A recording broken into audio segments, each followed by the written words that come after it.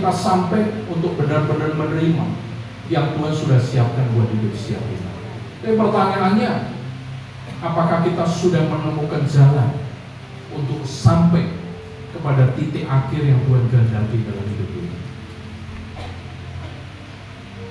Jujur saudara, beberapa hari terakhir, bulan terakhir ini, saya dengar banyak kesaksian tentang orang-orang yang dibawa Tuhan pulang ke surga ini.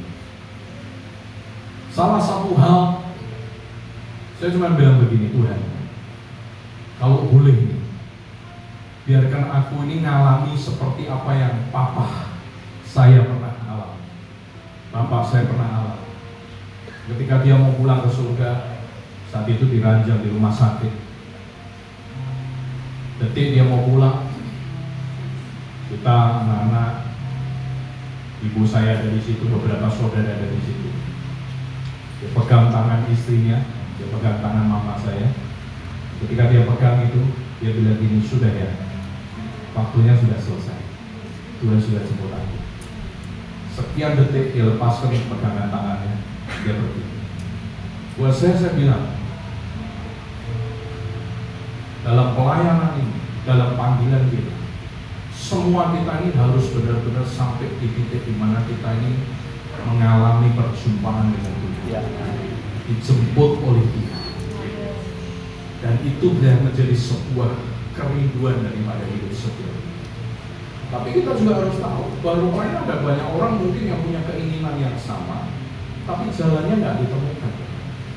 Nah, hari ini saya sekali lagi tidak akan berbicara tentang sesuatu yang mencoba menggurui Bapak Ibu kita.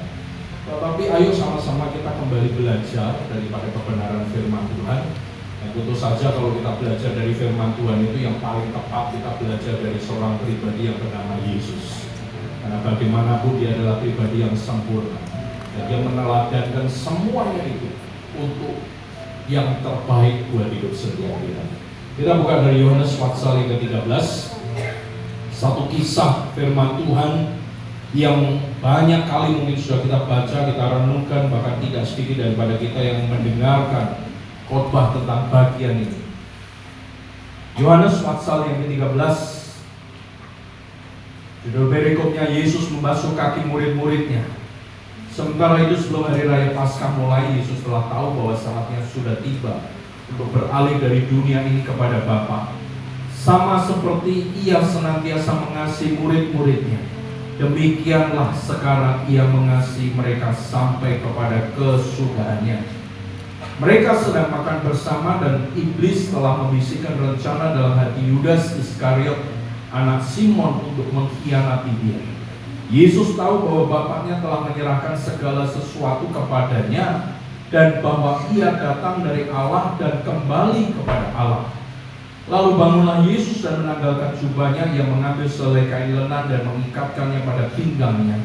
Kemudian Ia menuangkan diri ke dalam air ke dalam sebuah basi dan mulai membasuh kaki murid-muridnya, lalu menyikanya dengan kain yang terikat pada pinggangnya itu.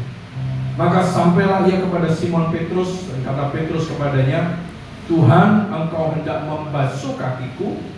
Jawab Yesus kepadanya, apa yang kuperbuat engkau tidak tahu sekarang, tetapi engkau akan mengertinya kelak. Kata Petrus kepadanya, engkau tidak akan membasuh kakiku sampai selama-lamanya.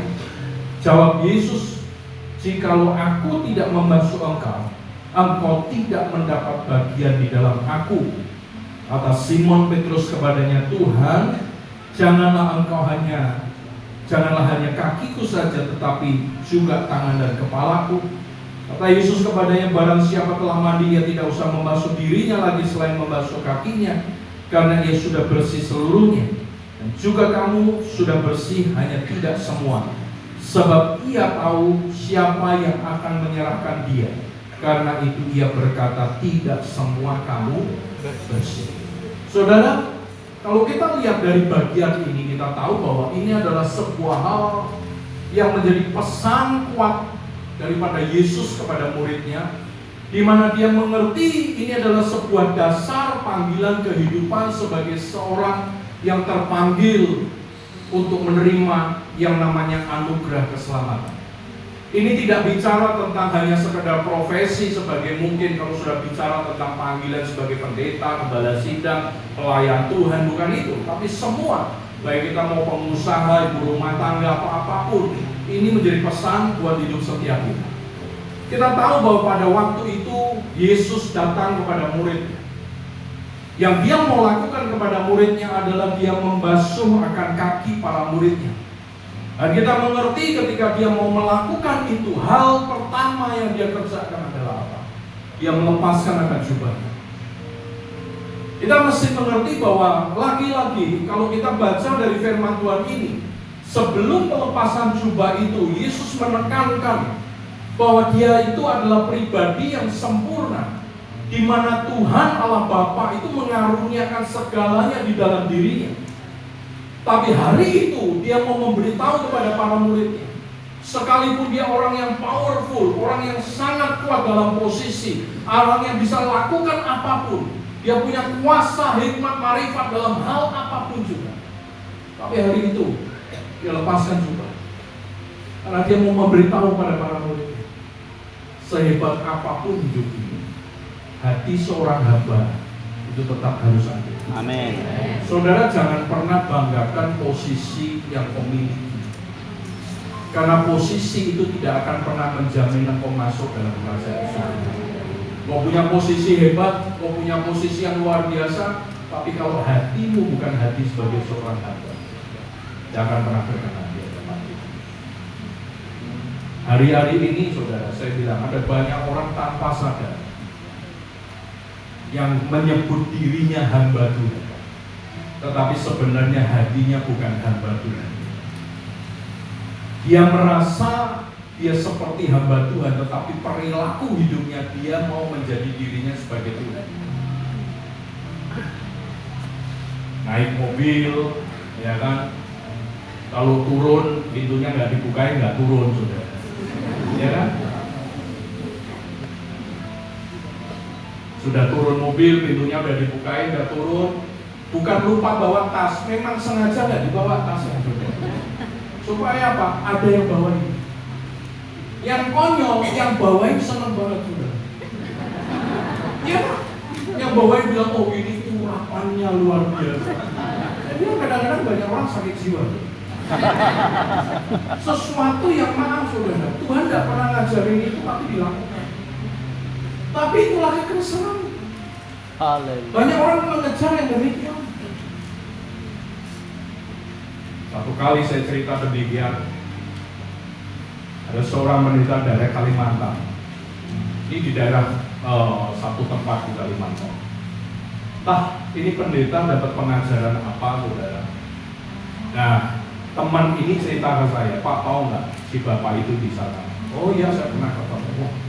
Sekarang Pak itu modelnya kayak orang kota besar, seperti pendeta besar kayak begitu. Saya bilang, yang besar apanya gitu kan? Karena sekarang banyak pendeta besar, saudara. Walaupun di daerah, di desa juga banyak pendeta besar, tapi yang besar perutnya. Gitu. Jadi saya kalau ada orang bilang begitu harus tanya dulu yang dimaksud besar itu apa, gitu kan? Terus dia bilang begini, iya itu Pak, Bapak tahu? Oh itu sekarang Pak, kalau datang ke gereja, dia berhentikan sepeda motornya di depan gereja. Lalu saya bilang, iya. Lalu dia tunggu orang staf dia datang kepada dia. Ngapain dia bilang? Itu sepeda motor nanti yang markirin stafnya. Jadi dia turun harus ada yang megangin sepeda motornya, baru di tempat parkir. Saya kadang-kadang berpikir yang dicari apa, saudara? Baru naik sepeda motor sudah begitu, saudara. Apalagi kalau naik mobil, saudara. Tapi itulah fakta. Sesuatu yang seringkali tanpa disadari kita melihat figur atau contoh yang sebenarnya bukan dari gambar yang benar. Ya. Tapi tanpa sadar itu menjadi sebuah keinginan dalam hidup setiap kita. Apalagi sekarang kalau saudara lihat media sosial, makanya saya bilang hati-hati. Saya selalu bilang kemanapun saya pergi, bertemu dengan siapapun, jangan pernah puas cuma dengar khotbah dari media sosial. Jangan pernah puas terima renungan yang dikirim oleh teman-teman kalian setiap pagi, walaupun itu tidak salah. Tapi firman itu harus kita dapatkan secara pribadi. Karena itu menjadi sebuah rema dalam perjalanan hidup setiap kita. Kita kalau terlalu banyak main medsos, nanti akhirnya fokus kita bukan ke Tuhan, ke pendeta tersebut. Nah, saudara mesti ngerti, banyak pendeta sekarang cari uang di medsos. Makanya mereka munculkan pengajaran-pengajaran yang aneh. Kenapa aneh? Karena mereka pengen terkenal, pengen dicari. Terakhir ada pengajaran yang cukup ekstrim. Saya nggak perlu sebut. Tapi ketika saya coba tanya ke beberapa teman yang cukup dekat dengan dia bilang begini, Pak, jangan kaget Pak. Dia itu ada sedikit unsur kejiwaan. Serius. Saya bilang maksudnya, ya karena dia itu punya latar belakang yang narsistik. Jadi pengennya dipuji, pengennya tampil, pengennya untuk selalu cari sanjungan. Itu latar belakang dia. Nah, rupanya waktu dia bertobat, dia benar-benar belum mengalami perubahan. Jadi ketika proses itu terjadi, ada persimpangan-persimpangan dalam jalan hidup dia. Lantas sadar, akhirnya dia mencari sesuatu yang sebelumnya sebenarnya itu jadi masalah di dalam diri dia. Dan kalau saudara demikian, saudara ikuti, ya maaf saudara, kalau saya sebutkan, ya berarti saudara pengikut sakit jiwa juga. Nah, tentu saja itu bukan menjadi keinginan kita. Tapi kembali kepada firman Tuhan, kita mesti ngerti, Yesus meneladankan kepada setiap kita bahwa kita ini harus mengerti panggilan hidup setiap kita. Maka saya selalu sering sebut bahwa sebenarnya kita hidup itu jangan cuma sampai di level pelayanan, tapi kita harus masuk pada bagian yang namanya pengabdian. Karena kalau bicara tentang pengabdian itu sudah tidak lagi berpikir tentang pribadi kita, tapi apapun yang kita lakukan itu cuma berpikir kepada satu pribadi, yakni yang kita abdi itu. Dan tentu saja dalam hal ini Tuhan Yesus. Karena kalau kita memfokuskan diri kepada Dia, otomatis sebenarnya yang terjadi dalam hidup setiap kita itu semua yang Dia sudah settingkan, semua yang Dia sudah atur dan tetapkan dalam hidup setiap kita, itu akan digenapi. Amin. Tapi selama kita masih kejar apa yang jadi keinginan dan ego kita, jangan pernah berhenti. Tuhan akan menggenapkan semua yang Dia rencanakan dalam hidup kita. Karena Dia perlu proses sampai apa? Keakuan di dalam diri kita itu hancur. Keegoisan kita ini harus diruntuhkan.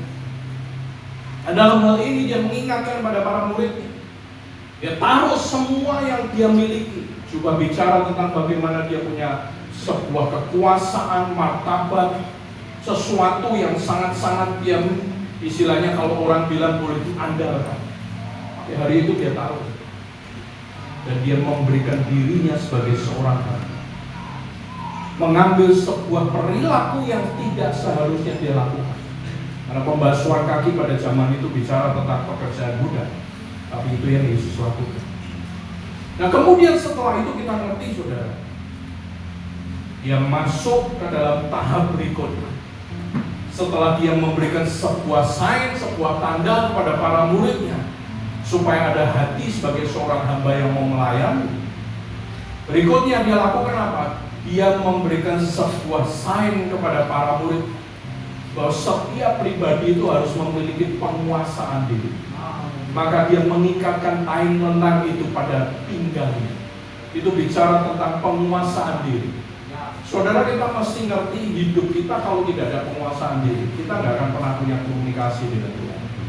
Baik, firman Tuhan ngomong apa? Jadilah tenang, maka kamu dapat berdoa. Berdoa bicara tentang komunikasi. Saudara, kita nggak akan pernah punya komunikasi yang benar kalau hidup kita nggak tenang. Kalau kita nggak punya penguasaan diri, saudara nggak akan pernah bisa jadi pribadi yang punya komunikasi yang benar dengan Tuhan. Contoh misalnya, saya dengan Pak Beni atau dengan Pak Edi, saya ngobrol dengan mereka. Tapi kalau saya yang ngomong terus, ya, dengan segala macam pergumulan saya, tidak ada penguasaan diri, pokoknya saya mencurahkan isi hati saya, keegoisan saya, keakuan saya, dan mereka nggak pernah dikasih kesempatan. Setelah saya bicara kepada mereka berdua, saya kemudian pamit, Pak Beni, Pak Eki, pamit ya, saya mau pulang dulu. Kira-kira ada jawaban nggak? Ada jawaban. Mereka mungkin akan berpikir nih orang gila datang ke sini. Kenapa? Karena tanpa sadar seringkali kita lakukan itu dengan Tuhan. Kita datang kepada Tuhan, ngomong semal kita, ngungkapin hati semua yang ada di dalam hati kita, tanpa memberi kesempatan untuk Tuhan bicara dalam diri kita. Ya. Nah, kenapa bisa demikian? Karena nggak ada penguasaan diri. Nah, otomatis orang yang nggak bisa menguasai diri nggak akan pernah bisa berpikir dengan benar. Dalam pelayanan saya, saudara, Tuhan latih hal-hal seperti itu. Menghadapi nggak usah terlalu banyak orang sih, ya.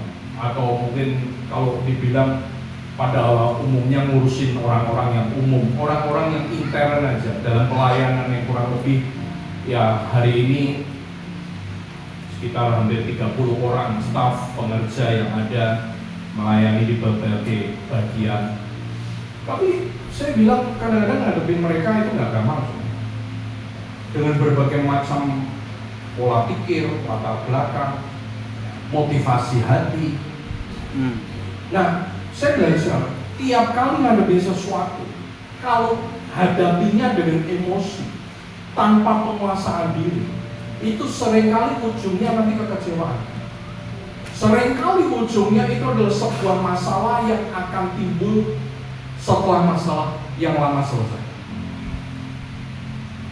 Berlarut-larut waktu, saya belajar tentang bagaimana seharusnya menghadapi situasi. Jadi tiap kali sekarang ada orang datang, staf atau siapapun datang ngobrol soal pekerjaan, bagian yang mereka harus selesaikan, kadang mereka salah, harus diberi teguran dan lain sebagainya.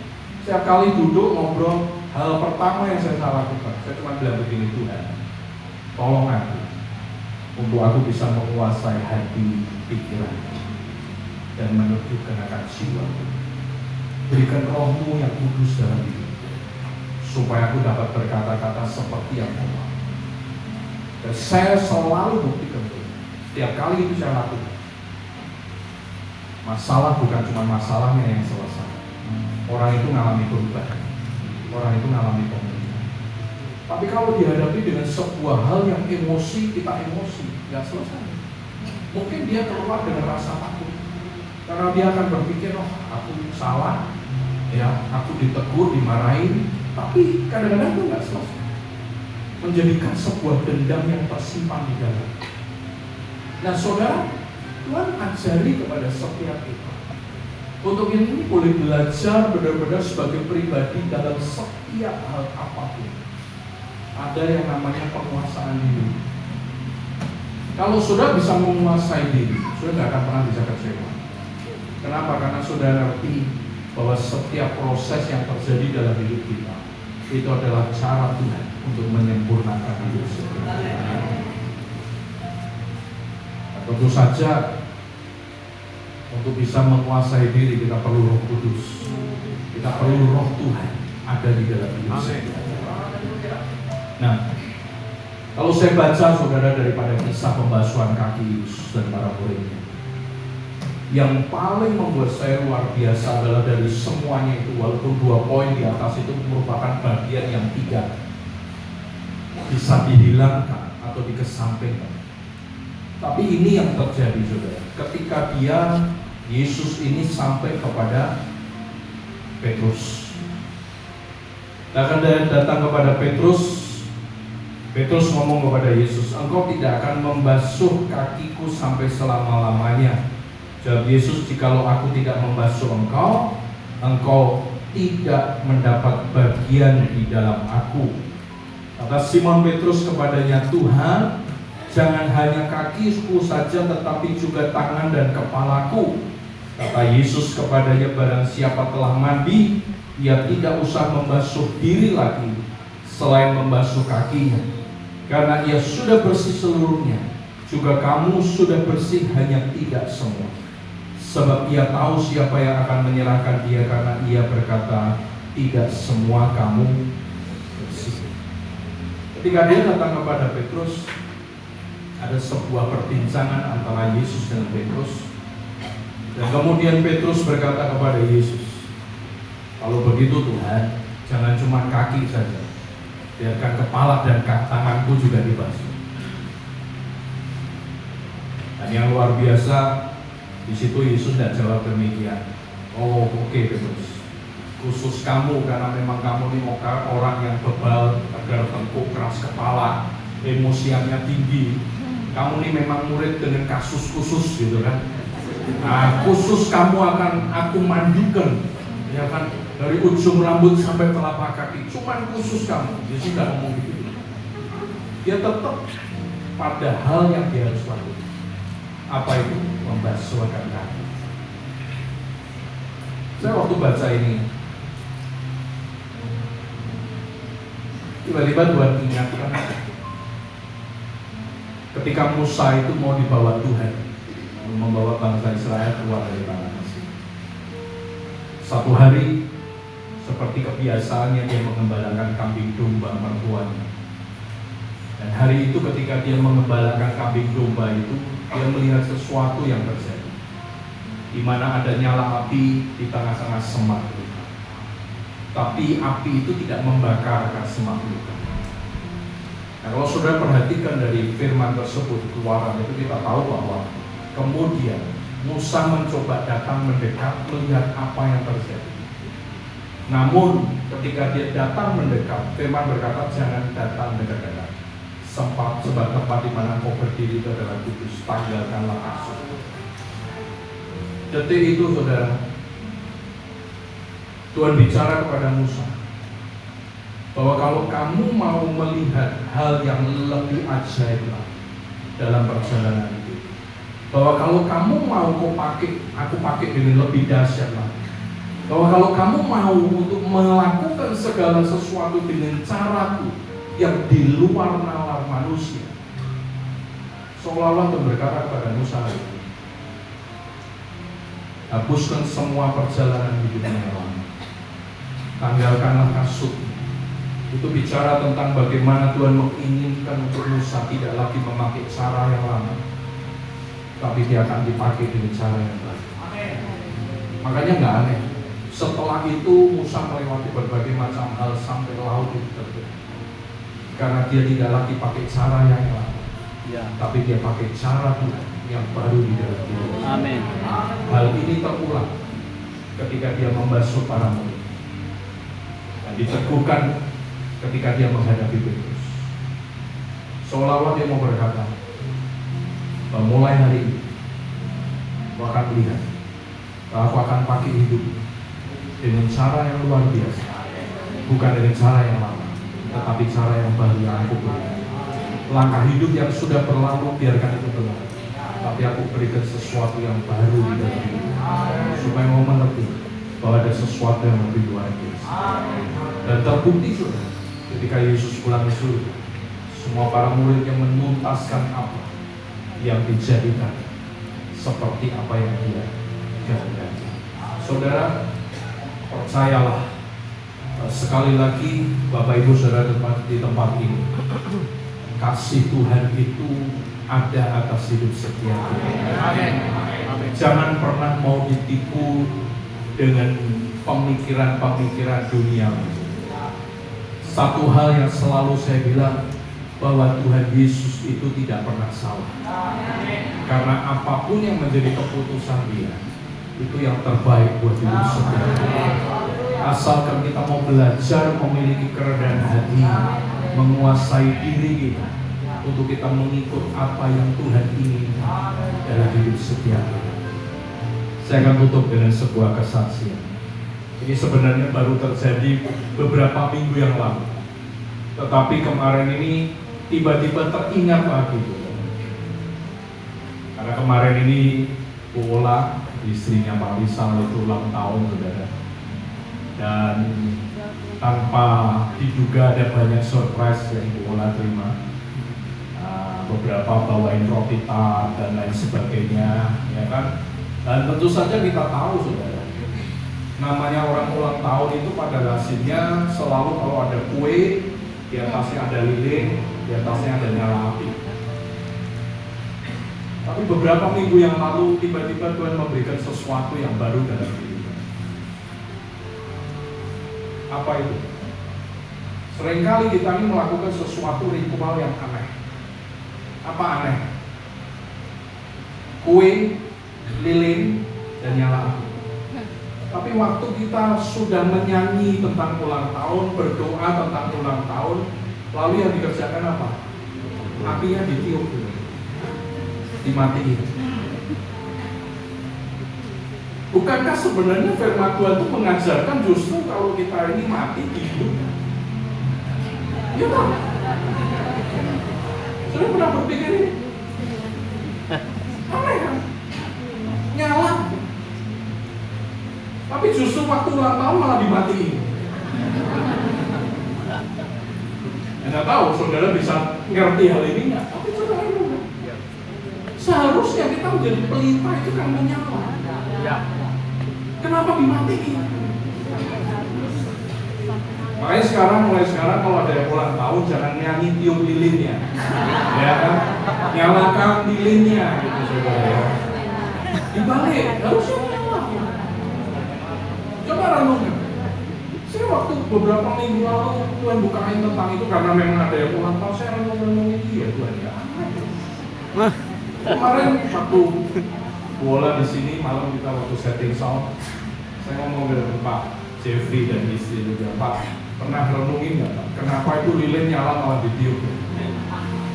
Padahal sebenarnya kita ini kan menyambut pada akhir hidup setiap kita itu harus makin membara. Sisa waktu perjalanan hidup kita ini kan kita nggak tahu kapan. Mungkin hari ini kita umur 40 tahun, 50 tahun, masih ada 10 tahun ke depan. Nah ketika kita mengalami sebuah hal yang diulang, istilahnya kita diingatkan kembali bahwa ada ulang tahun, ada hari di mana kita harus mengingat bahwa sisa waktu hidup kita ini makin berkurang. Ya namanya ulang tahun itu kan waktu hidup kita makin berkurang kan saudara, dan nambah. Harusnya kita juga sadar bahwa disitulah api dalam hidup kita yang dari Tuhan itu makin membara. Kita ini makin mencintai akan Tuhan kita makin menyala dalam hidup setiap hari. Sehingga kemanapun kita pergi, hidup kita ini jadi berkat bagi mana. Oleh karena itu hari ini, doa saya selama 3 hari ini sudah ada tempat ini, seminar, sudah KKR, satu hal, sudah pulang dengan api yang membara, dengan kasih Tuhan yang membara. Jangan pernah berkecil hati, karena dimanapun engkau berada hari ini, ingat Tuhan tidak pernah salah. Engkau tahu yang terbaik, dan percayalah sejak hari ini engkau akan mengalami terus kemenangan. Mari kita